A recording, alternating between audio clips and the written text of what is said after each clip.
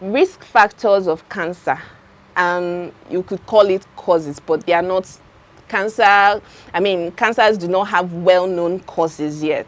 We just have things that could predispose you to certain cancers. Okay. So, which is one of is history, family history of cancer. So if there's a history of cancer in your family, for instance, there may be a chance, you may have a high possibility of getting cancer, whether a man or woman. Right. So if it's a man, you may have breast cancer. Ooh. So that could be a cause for you as a man. Then, of course, there are also certain lifestyle behaviors that could predispose you to cancer. Such as? Excessive alcohol, smoking, obesity. That's not a lifestyle, but your diet could lead to do with the weight, excess weight. Okay. Excess weight. So that is a risk factor that could predispose you to also breast cancer. Oh. Yeah. So these are some of the causes, and this is not only, this cannot only be seen in women. So women, you could still see some women smoking, drinking alcohol. Quite but you also see that with these factors I mentioned, it's more common with men, right? Smoking, excess alcohol. Right. You know, when you mention alcohol, yeah, my mind just went round. Everywhere in town now, yeah, you have joints where most men just go hanging out. They hang out almost every evening. No longer weekend affairs, now every evening matter. Taking down alcohol. So you're saying it's a risky venture, right? Is that it? My colleague on a previous program said that she doesn't know if I don't know if she was talking about smoking or alcohol, but either of the two has done anybody any good, right? I'm not saying people have different reasons for drinking, but everything in moderation, right? It could not. I mean, smoking, excess alcohol, everything in excess is actually not good. Even food. Even food. Okay. And then, this is not even exclusive to breast cancer. So you have lung cancer as well, which obviously is from excess tobacco intake, smoking, and some of these. It could lead to lung cancer. Then, when we are talking of alcohol, there are so many diseases, apart from cancer, that it could also predispose you to. Kidney failures, even... And these are life-threatening... These are terminal life-threatening diseases and illnesses. So I'm going to pause you here. Yeah. We want to go on a quick break, and when we return, we will be flowing further with the discussion, because we are still going to take a look at cervical cancer and then look at the way out of all of this. Because if we are talking about the future of Spain, empowering health, hope, and early action, let's see what hope we have, especially coming from this outline. Stay with us, don't go away.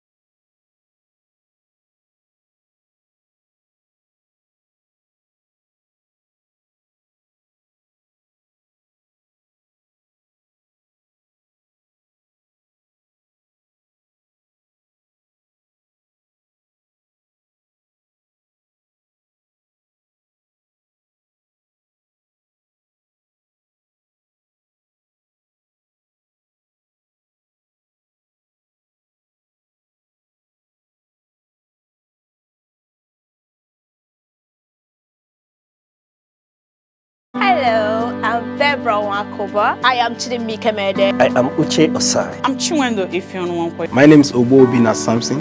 Please keep watching Aneke TV, or you can visit us on our socials like Instagram, Facebook, X, TikTok, or YouTube, all at Aneke TV. This is Aneke TV. We move with the world.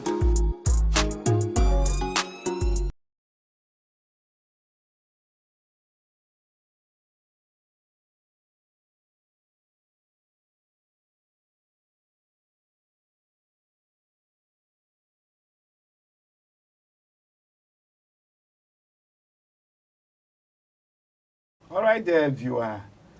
It's a pleasure returning with you to the show. It's still the arena on Aneke television today. And just before we went to that short break, we have Chege Uguozo of the Ugo Touch of Life Foundation talking to us about breast and cervical cancer awareness, because the month of October has been designated, set aside to observe this globally. Okay?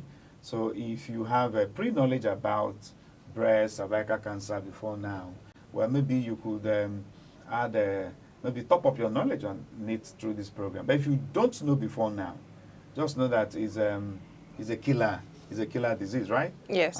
So there is every need for you to follow us so that you could know how to detect it, you could know how to go about it, just in case you happen to be a victim. What do you do? All right? So that's it. So back to you now, Chiege. Let's look at cervical cancer.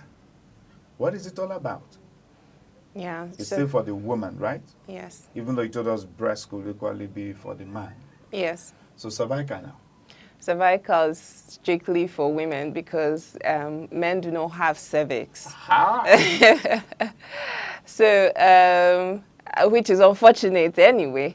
So, like I said, you know, cancer of any kind is an abnormal growth. So when it happens in the cervix, we call it cervical cancer. Okay. And this cervical cancer can be gotten through sexual transmission. So men are the ones that introduce the virus to women. So it's contracted from men through a virus called human papilloma virus, HPV. Okay. And this virus could cause, there are different strains of the virus, but the one that causes cervical cancer are the strains 16 and 18. So, but this cancer, even though, I mean, is a terminal disease, is a life-threatening disease, there is also hope because it can be cured, especially when detected early. Even in the advanced stages, it could still be treated, but the chances might be, you know, less effective. You might have less chances of treatment, but still, there are chances of being treated and treated well. But like we said, cancer is best when it's detected early because treatment is very capital intensive. Okay. It's highly capital intensive from one treatment to the other. And most times you have to go through, if it's radiation, chemotherapy, surgery in some cases. So these are highly capital intensive. And the health insurance does not currently cover most of these. There's been a lot of efforts by the federal government, I would say, in terms of not just reducing cancer burden, but in health financing, in cancer financing.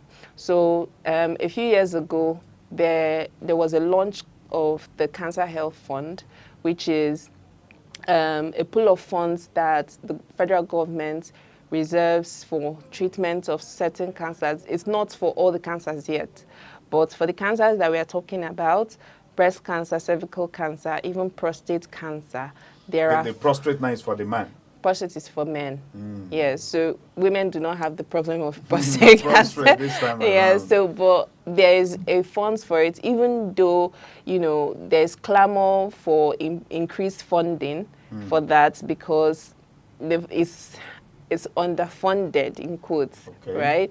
But at least it's there. It's some form of hope that some people can access it for certain treatments of cancer. So, and in the Federation, UNTH is one of the few institutes or facilities where you can actually enroll to have access to this fund for your treatment. So there's that, and also I just returned from an International Cancer Week, which is a cancer conference done annually in Nigeria, where there was a huge talk and advocacy for coverage by the National Health Insurance. Because like I said, it's very capital intensive. Yes. So many people cannot even afford screening, let alone treatment. And which is one of the reasons why people present late, right? So we have that whole cycle of, different problems why people present late. But the highest problem is funds. Okay. Yeah, so of course we know the incidence of poverty in Nigeria, and Is it really a problem of poverty, or is it a problem of maybe the society not prioritizing health? yeah, so there's that as well, but even for people that can afford, right? People that can afford may easily just walk into a health facility and say, I just want to be screened. If their symptoms, if there are diseases, if there's any illness, for instance, it may not be so difficult for them to pay for it as a common man on the streets who is still struggling to feed himself and his family, for instance. So that is a problem. So yes, society prioritizing it could be another side to it, right? So obviously government is supposed to add as the key, agenda, provision, protection, as well, protect their citizens from this kind of, from being prone to certain illnesses, especially this that is very, expensive to treat. So that is one way that they are trying to advocate for a true health insurance provisions that can cover for cancers. But I know it's going to take a while, but at least there's progress in that direction. Are you really sure there is progress? At least there's a conversation now, and there was a commitment by the minister who was represented there at the conference that this is something that they're going to have to look into. There were several stakeholders, the ministers from health, education, humanitarian, even the Minister of State. I'm sorry I'm dragging you into this, Yes. but then the truth of the matter remains. Over time, we've criticized the government. Yes. Okay, for not actually for not doing well for the people, not doing much for the people, especially when we look at core critical sectors, education, health. Okay, most of the time these things are just done theoretically, academic exercise. But when it comes to implementation, it becomes a problem. For instance, why would we even need to take people overseas for certain medical issues? Why don't we have centers here to be able to attend to our people's health challenges and issues? You understand what I mean? Yes. So that the minister said, and isn't that just an academic exercise? Paperwork, we talk, and at the end of the day we go. But when it's time to put in action. I know there's an early action attached to the theme here. But then, where is the hope? Yeah. So, where is the hope? Yeah. So I share your sentiments about, distrust in government. And for obvious reasons, we have that mistrust or, lack of trust in most of this policy and announcements, commitments, and which is also where we as citizens should start holding government accountable. You said you're going to do this, so put some kind of pressure, the different directions. So I feel like sometimes even us as citizens, we don't, demand as much as we should. Our policymakers, those that are representing us, what exactly are we demanding from them, right? Do they know that they are accountable to us. The health facilities that are within your jurisdiction as a lawmaker, in quotes, your citizens there, those that fall within your constituency, are they demanding, do you know you have a responsibility to them? You as citizens, you should be able to demand that from your lawmaker, from your local government chairman, those that are close to you. They will now cascade it upwards, right? But most times, I think we look to the federal more than we look to those in the local. That's right. And in the subnational. So, and there is very little they can do from the federal more than what those within can do. Right. So I would say that we have a responsibility. Government also has a responsibility. We should speak more about issues that affect us. Right? Not just complaining, you know, just ranting and nobody's hearing you. Rant to the right direction. Pull efforts together and let these people know that these are important to you. Do your research. These are, you know, take pictures, evidences of your health center, things are not going well. People, you know, present your cases. And I think that when that is done collectively, you know, they will begin to pay attention. They will begin to pay attention. So why I said that there is hope, right, is that at least if there was no policy before, if there was no announcement, if there was no commitment, I mean, it's bleak. Nobody's talking about it. So you don't even know if there's a progress. So, but if there's one step made in saying that this is a problem and there's somebody saying that we are going to do A, B, C, D, that is progress. Then what's next? We begin to follow up on those announcements, on those, there's a committee they said they've set up. Okay, when are those committee people meeting? What actions are they taking? We follow up. But most times we don't focus on important things sometimes in the country. So there's also hope, right? Us, we preach hope, even though that cancer is a deadly